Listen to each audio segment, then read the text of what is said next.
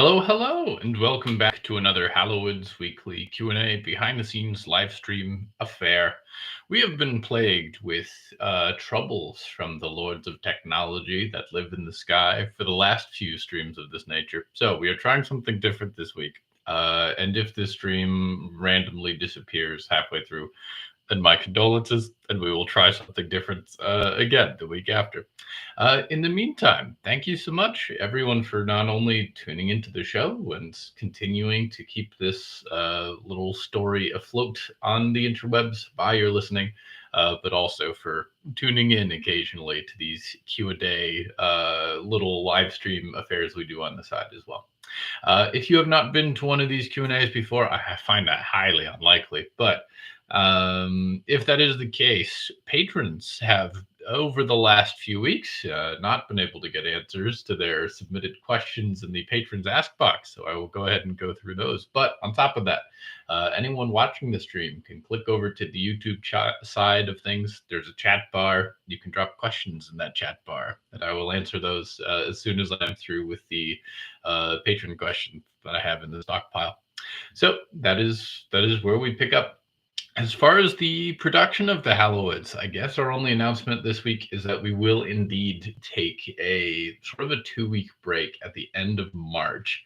And that is to allow for time for me to drive down to Wisconsin and back to do some work at the convention there called Adepticon, which is one of the bigger board gaming, tabletop gaming conventions in the States.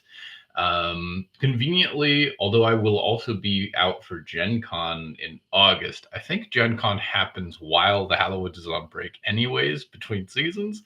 And so, that one doesn't really interrupt our schedule. But for this one, 2 weeks on the road is a lot of time. And frankly, we're coming up, to like a week and a half left before I need to hit the road there. So I think I would rather take a little bit of a breather and be able to make sure that each of these upcoming episodes are developed well and I've gotten the time and the love that they deserve. And then, rather than like trying to rush 3 weeks of work into one, which is not usually a wonderful recipe. So I'm sad to provide any further hiccups in our schedule following our sort of moving break at the top of this year. But at the same time, I've been really enjoying the kind of slower pace and longer episode length of this season. It's definitely fun to sit down and get the elbow space that like a 40-minute episode provides, which we've routinely kind of been back up to that mark for this season, whereas in season 4 it was a really wonderful format, but it was like 20-minute episodes sometimes, which I also enjoyed, but that's a much smaller like window to work with.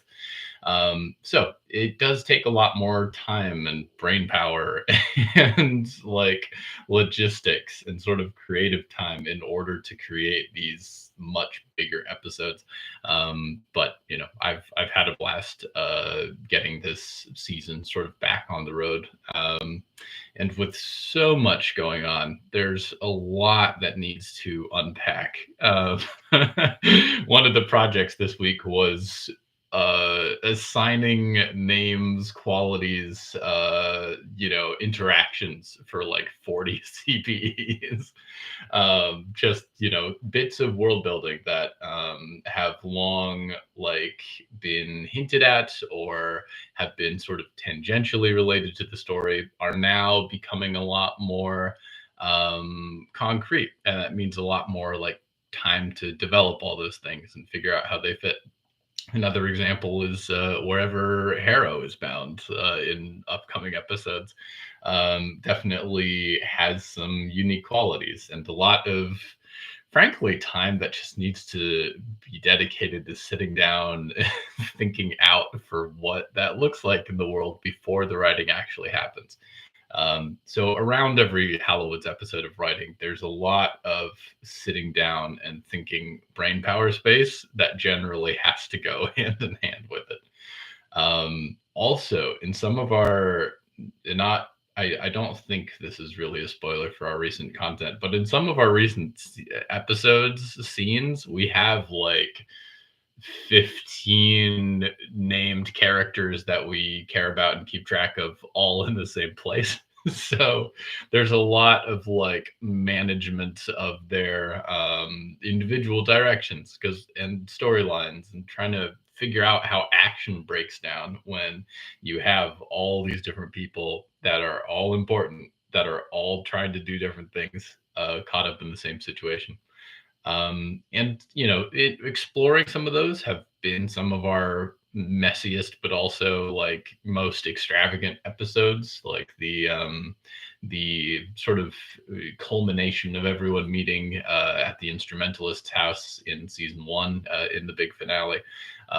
It was such a cool, like almost solid 4 episodes of interweaving character narratives. But it definitely takes some dedicated brain power to try and write. Whereas if you get just two characters talking in a monologue, it's such a smooth ride by comparison. Bun Bun in the chat says, good evening, Bun Bun Mikey. We will get to some of our patron questions in the ask box, and then after that, we'll jump into the chat. And fingers crossed, we will not sort of be atomized into digital particles at any point in the meantime. Lizard says, "How did you come up with the title Hello from the Hallowoods? Were there any other titles you considered beforehand?" Yes. Originally, the name the name Hallowwood first appears in a watercolor painting I had made as part of a series of watercolor paintings. And the painting itself was like a wandering night gaunt looming over a tree line, about to snack on an unfortunate traveler who greatly resembles Jonah. And there was like a caption type written next to it about sort of night gaunt survival tips while into Hallowwood. Um, and then I did a couple more in this series that each feature weird wildlife that has cropped up in the show. I think there was one for Lolg Malolg and the frog ones.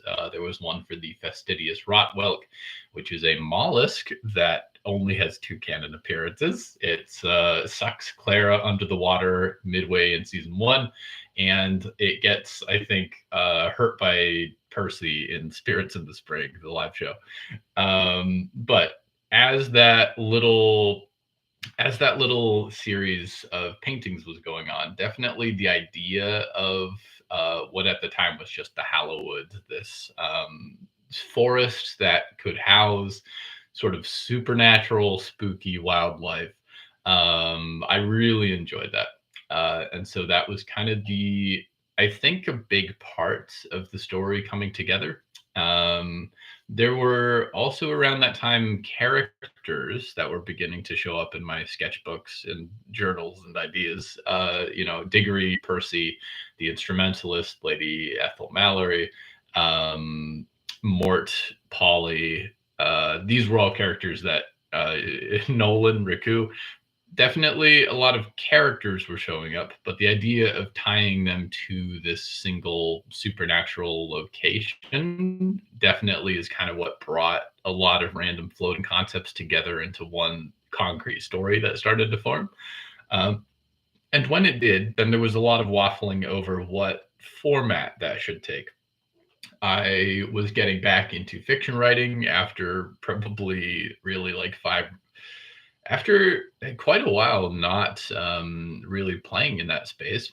I had gotten a lot of interest in sort of learning about how animation works, and I considered, following in the footsteps of Frederator shows to make like an animated Hallowoods project. I was for a long time looking at doing a graphic novel and or a web comic. And so there's even some very early panels for that. And then lastly, I eventually had thought that a webcomic or any visual representation would just take so long to make. So instead, started thinking about doing like a series of blog posts as an anthology, on a WordPress blog, and something about that seemed like I would put those out forever and two people ever would see them. Um, and so eventually, when the idea clicked of, oh, I've listened to a ton of like the Adventure Zone, I know that people make horror like audio podcasts and they tell stories that way. Maybe that's an avenue that I could investigate instead for this. And it would be something kind of scary and new and exciting that I hadn't made before. But, and I had no experience in, but and I had never listened to any shows in, but I thought at the same time, it could be a way that I could deliver what would have been lengthy blog posts about a story that no one cared about on WordPress. But I could do that in a way that was a little bit more engaging and hopefully would just let people experience it more in a more fun way from week to week. The expectation was definitely not that anyone would ever really listen to this show, but I thought it would be an important project to do for me. It would be an important project for just my own writing practice to get better and better at doing it and to use less adjectives in every single sentence. And so eventually, the idea came around to trying to make this a podcast show. For a long time, I knew the name Hallowoods needed to be in the title, just because it was so central to the place and the idea that was coming around, and it was just kind of a cool word, one that was going to be important for like the theme of it. But for a long time, it was going to be what remains of the Hallowoods. I liked the play on remains, but I think that was one of those things that, like, as I filled a whole page with like variations of what you could tack on to Hallowoods to make it a title. And what remains of the Hallowoods was nearly the name of this show. But what threw me for a loop was that there's a video game called What Remains of Edith Finch. And so they had kind of done it already. And then also, um, the more I thought about it, it's often what remains of the people who live in the Hallowoods. But as far as the show's actual content goes, the Hallowoods are still doing pretty well. They're, the Hallowoods are thriving in this day and age. It's what remains of the world that came before the Hallowoods that is the source of drama in the show. And so eventually we ended up going with my sort of other second choice, which was the snappier and alliterative Hello from the Hallowoods. And I had some perturbations about getting so close to like Welcome to Night Vale and Hello from the Magic Tavern and any of the other greetings from a place type like titles. But at the same time, like it's good company to be in. And I think in a similar way to what it does for those stories, it set the expectation that this is the place itself is kind of a central figure in the narrative. And then a lot of the characters and a lot of the plots would sort of orbit around that or all tie into that central theme. So ultimately, it was Hello from the Hallowoods. Oh, the other thing was that I really wanted to do in a similar way to how Rod Serling always starts with a monologue for every Twilight Zone episode, and then it always goes into like, but crossing over these strange boundaries can happen in the Twilight Zone. So I really wanted to get into that, be able to do that with the title of the show, which ended up being the case for our opening, like second person monologues forever and ever. But what remains of the Hallowoods was you could use that like in a sentence casually once, and then after that, even for like a second episode opener, it was harder and harder to figure out how to tie in the phrase "what remains of the Hallowoods." And so "Hello from the Hallowoods" was, just a little bit easier to like find a dozen or 100 or 200 different ways to like tie that into a phrase, even though it is very much like pan to logo and then to commercial. But it was a little bit more wieldy in that front as well. So ultimately, that's why we have the title that we do. We do have one other question, I believe. Yes. Our second question comes from Lindsay. Lindsay asks, when 100 Eyes in the Dark, which is a novel that is in purgatory, is closer to publishing, are you considering having an advanced reader's copy sent out? If so, how would one possibly get on that list? It is a good question. And frankly, I don't completely know yet what the take will be on that, because it probably will be 70%, 60 or 70% my decision, and then probably will be part of the decision of the agent or the publisher or whoever is making the copies at that time. So in my purview, I think it would be fun to like have a certain subset of fans that can get the novel in advance, or even like a sort of like a form to apply in sort of the registry of interest, perhaps. But I would love to send out books to people. I don't know yet whether that has to be tied to someone's ability to talk about the book online, or whether they need a following, or whether you can send out advanced copies to anyone that you want. I do not know the answer to those questions yet. I will I will certainly circle back with the fandom when the book is in a more tangible physical form.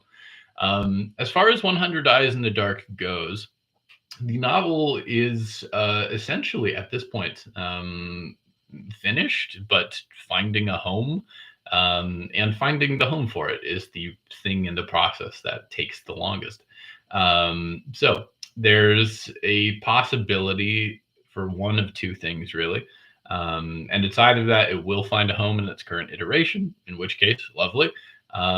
Or it is also possible that, given a couple months of time this year, I could sort of take the book into, I think, what would be maybe a more compelling or interesting draft.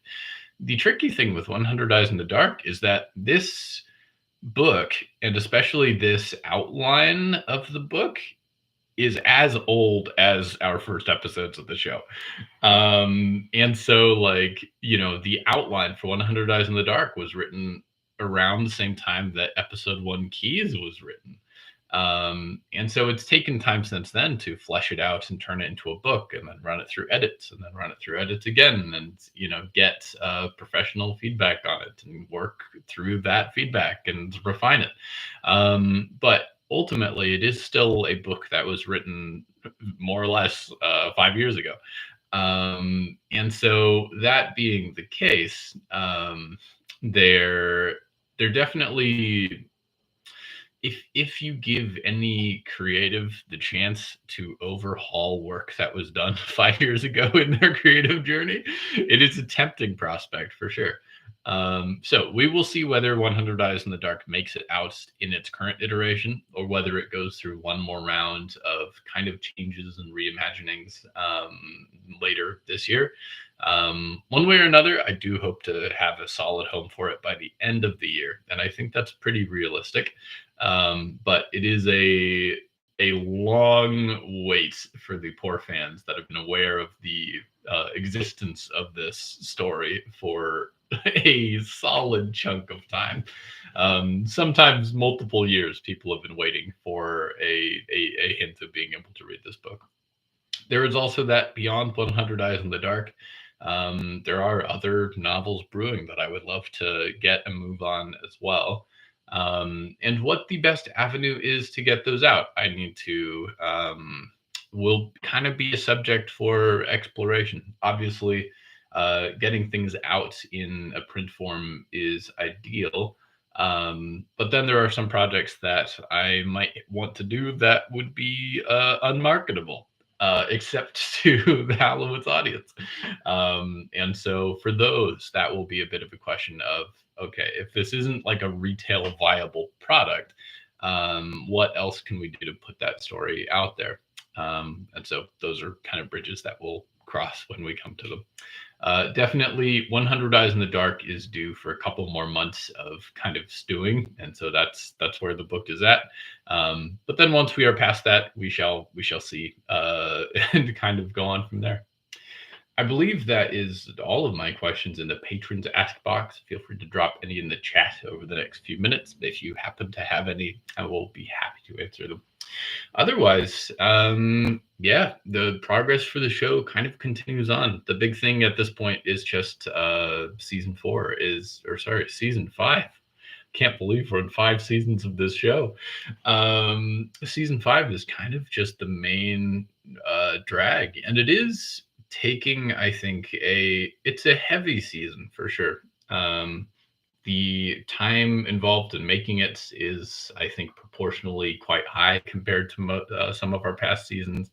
The time in writing it definitely is sort of an ongoing challenge, and it's partially due to the sort of heaviness of this season. There's a lot that is tied up in this current story that is sort of impactful in daily life right now, especially having kind of crossed the border back to live in the US of A. And so there is a good bit of I guess production weight and also weight in writing the content that comes with making this season. And I think on the one hand, it has the opportunity to be a really meaningful, a really impactful season, I hope. But at the same time, it is a big project to tackle week after week after week. So I hope that these sort of oncoming slew of episodes are good. And especially that as this season shapes up, we are still roughly only about halfway through it currently, and there's a lot of legwork left to do. A solid 15 episodes on the back end of it at least. And so there's a lot to work on. But the other thing is that in the same way that seasons 1, 2, and 3 were a little bit of an arc, definitely seasons 4, 5, and 6 are pictured in kind of that same like formation as well. And so what that means is that there is a lot happening in this season that is largely done with consideration for where it will set us up for the next season after this one. And so this is almost a little bit of as much as it is a season about all the things that happen in it, it is something of a transitory or transitionatory season as well, in that there is kind of a reunion, a return, a gathering again that is happening in this season. That is kind of a after effect and consequence of everything that's happened in seasons 3 and seasons 4. And so yeah, there's a lot of setup left to do in this season, but also it sort of just launches us right ahead at the end of this into season 6. And so, yeah, Hallowoods definitely, there is a lot that will be sort of going on and coming out for the show in these coming months. As far as our other sort of side projects, it's going to be a long time until next Valentine's Day, so we're set on Moormire for a little bit. The Moormire. Back on the subject of episode or like show titles. Moormire was right up there with Hallowoods And ultimately they ended up being, distinct, connected, but distinct geographical regions. But definitely that, I think several early Hallowoods like short stories before they started making it into the show probably referenced the Mormire at various points. Um, but as far as the show itself goes, really the only other thing is that after things cool down a little bit, probably in like mid-April, hopefully there's a lot more bandwidth to start putting into side projects for the show. And especially sort of pushing our merch production and partnerships a little further is something I'd love to do just to get more opportunities for stuff out there. Unfortunately, like when there's a list of 50 things to do in a week, sometimes designing the next t-shirt can be something that gets kind of moved to the bottom of the list over like episode production and all the other creative projects I'm a like consultant and stuff on. But I would love to get into more of a rhythm for just putting out other little things that are attached to the show that people can find or enjoy or support if they if they have a hankering for more Hallowoods in their lives. Um, Other than that, I think that will probably bring us to the end of our Q&A for today. Thank you so much, everybody, for chiming in. Great to see you in the chat, and I think we will catch you next week, most likely, for one last Q&A before our little like 2-week break period begins. The break itself will be a good time. I will be spending most of it driving, frankly, uh, and then taking the chance to visit some friends, family, folks along the way.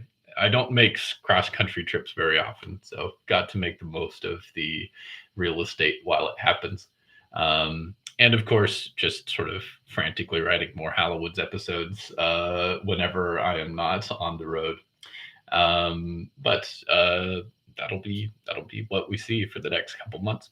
In the meantime, folks, take care, enjoy your weeks, and stay tuned for episode 184 coming sometime soon. See ya. Toodles.